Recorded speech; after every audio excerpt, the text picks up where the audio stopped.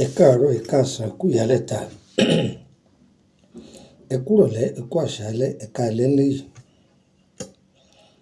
Mo kí gbogbo ọmọ Yorùbá káàkiri gbogbo àgbáńlá ayé. Òní ọ̀sán wa o. Orúkọ mi ni Lukman ọmọ Ayédáre bàbá ọgbọ́n, ọmọ ọ̀dọ̀ àgbà. Ẹ̀yin èèyàn mi ayé wá nǹkan fìdílé tàbí kẹ́ fìdílé nǹkan. Ẹ jẹ́ ká kọ́ sáyẹ́ǹsì àwọn bàbá wa tí wọ́n fi lo ilé ayé wọn táyé fi gún régé, tí wọ́n fi lo ilé ayé wọn táyé wọ́n fi tòrò bí omi àjípọn. Ọyá ẹ jókòó, ẹ mú gègé yín, ẹ jẹ́ á kọ́gbọ́n. Ó ní ọgbọ́n kan táwọn bàbá wa máa ń lò tó jẹ́ pé tí wọ́n bá wà nínú ọkọ̀, tọkọ̀ yẹn ó bá dànù, Ọlọ́run á máa fi mọ̀ wọ́n. Sọ mọ̀ pé àwọn ẹ̀dá kan bẹ tó jẹ́ pé ara wọn ti gbàbọ̀dè tàbí kí wọ́n ti ṣépèlé wọn kọjá pọ̀ wà nínú ọkọ̀ pé ọkọ̀ yẹn fẹ́ dà. Ṣùgbọ́n mo fi ń dá ọ lójú pé tí o bá lo ewé yìí, ààbò Ọlọ́run yóò wà pẹ̀lú rẹ̀. Gbogbo ohun yòówù tí ó bá ṣẹlẹ̀, ìwọ ó bọ́ lẹ́nà kí nǹkan aburú tí ó bá ṣẹlẹ̀ ó tó ṣẹlẹ̀.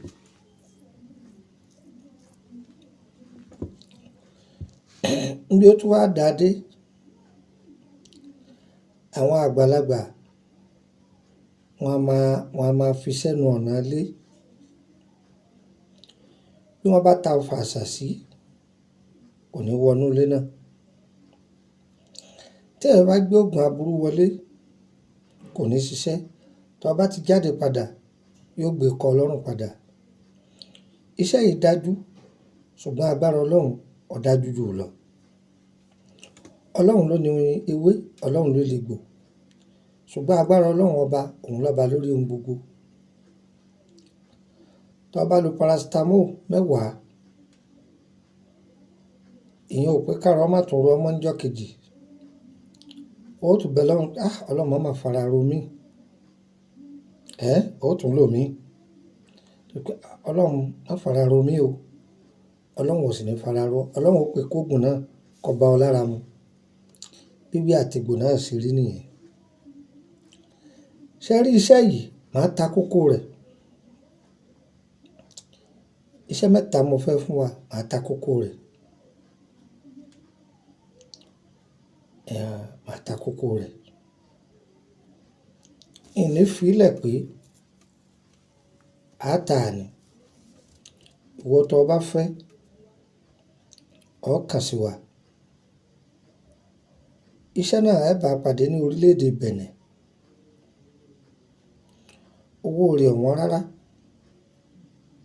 Kò wọ́n rárá. Sẹ́mi ni, àpò 5 sẹ́fà ni.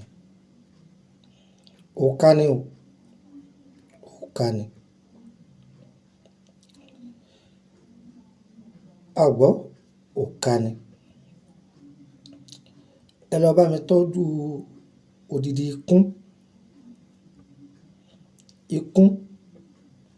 ikún, ẹranko kan ní jẹ́ bẹ́ẹ̀. Ikún tí wọ́n pa lóòjọ́.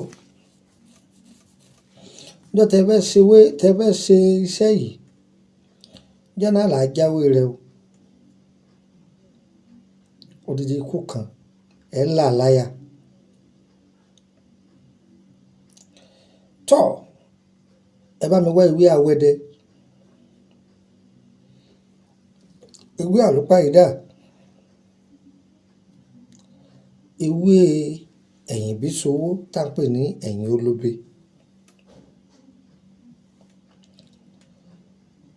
Bàbá parí iṣẹ́ yìí. Tá bá ti parí iṣẹ́ yìí, tá ju ewé yìí àtàwọn nǹkan tá fi kún, tá parí ẹ̀ tán. Inú ikún yìí là á parí ẹ̀ sí. Táwọn àgbàlagbà bá parí ẹ̀ sínú ikún tán, ó níbi tí wọ́n tọ́jú ẹ̀ sí. Ó sì ní iye ọjọ́ tí ó kà. tó bá ti lo iye ọjọ́ yìí pé ó ti parí, òkà ti jáde nìyẹn. Bí tó bá fi sí ọ̀dà yìí ọ̀wọ̀ wíwá ń bẹ lára rẹ ni ó fi sára ọkọ̀ ni abẹ́rẹ́ ọlọ́kọ́ náà okùn tó dí o. Ọ̀wọ̀ tó dájú ni, ọ̀wọ̀ tó dájú ni. Kẹ́ lè bá àmọ́yìn rẹ̀ làwa náà fi fílẹ̀ pé mo ta kókó. Wọ́n tó bá fẹ́ lórílẹ̀‐èdè Nàìjíríà, èèyàn sá pè mí. Ẹ pè mí.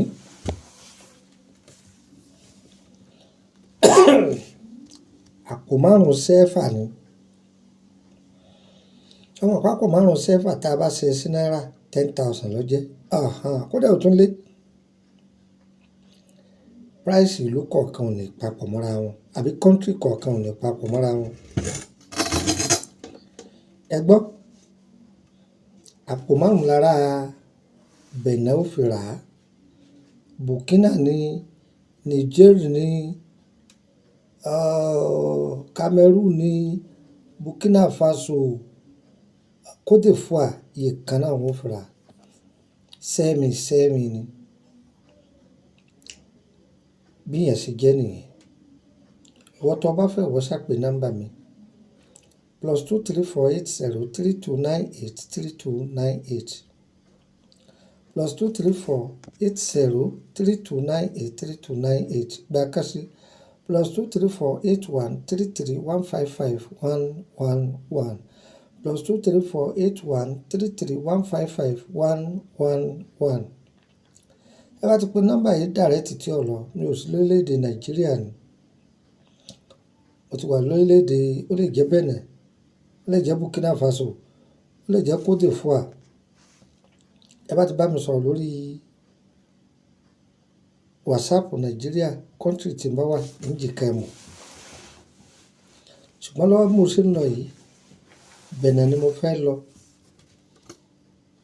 Ó ṣeé ṣe o kí n dé Togo o,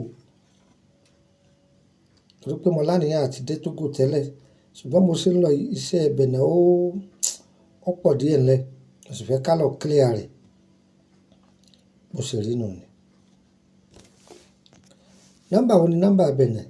Ẹ lè fi pè mí +22954651928 +22954651928 +22954651929.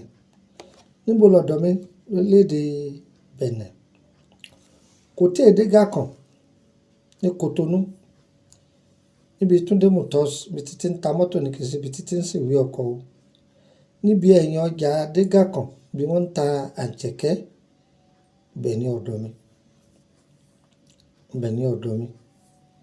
Títí Dimash táwọn ò tí ń bọ̀ yìí, pẹ̀lú àánú Ọlọ́run, a ti máa fọhùn ní orílẹ̀‐èdè Benin lágbára Ọlọ́run. Ìyẹn dúró bẹ́ẹ̀. Wọ́n tó fẹ́ join WhatsApp group yìí oríṣi méjì ni. Private 10,000 naira ni wọ́n fi ń wọ bẹ̀. Wọ́n tó bá wà lórílẹ̀‐èdè Benin 10,000 sefa ni. Wọ́n tó fẹ́ ṣe àwọn ètò tá a ti fílẹ̀ ti pẹ́ bọ́yá ọ̀rá yìí sí a lè bọ́ sí tó bá ti sanwó ẹ̀. Ẹlẹ́ẹ̀kẹta, wọ́n tó fẹ́ béèrè nípa ìrìn àjò rẹ̀, ó sanwó ni. Tàbí wọ́n tó fẹ́ pé àwọn iṣẹ́ kan kò yí ọ, o sì fẹ́ máa gbàgbọ́ yìí, àbí àwọn iṣẹ́ tá a ti fílẹ̀ ti pẹ́, o wá fẹ́ ṣe ọ̀sánfààní fún àti ṣe. Mo ti ṣàlàyé lẹ́ẹ̀kan, àbẹ̀ ṣe.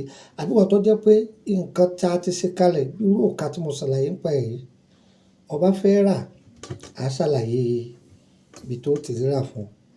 Ṣùgbọ́n wọ́n máa pè mí, wọ́n máa fi mẹ́sẹ̀jì sílẹ̀, mo lálá kan, ìwà àtàlà rẹ̀ tọ́ láǹbẹ̀ ló fi sí o. Ṣùgbọ́n ọ̀tọ̀ bá wà ní private, mo jẹ́ olóhùn kí n dá olóhùn, torí owó lọ sanwó bẹ̀, èyí sọ owó kékeré. Tó tún bá yẹ ti parí, ọ̀sán mi. Ẹ̀yẹ wa kò ní yẹ lọ́mú lọ́dọ̀ mi lórílẹ̀‐èdè Nàìjíríà.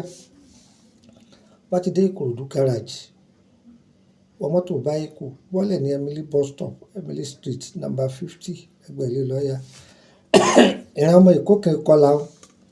Ará Èkó lè mí o, ọmọ bíbí ìlú Ìṣẹ́yìn ni mí. Ó sì jẹ́ nù. Ìṣẹ́yìn o, ọmọ ẹgbẹ́ Dúmọ̀kọ, pẹ̀lọ́dọ̀ tèmi. Tó, yẹ́yẹ́ wa kò ní yẹ̀ ẹ́ lẹ̀. Ẹ má ì tí ì lọ o. Mo fẹ́ fún wa ní nǹkan méjì sí ẹ fi ṣàgbéjì ara. Ire o, ire ká.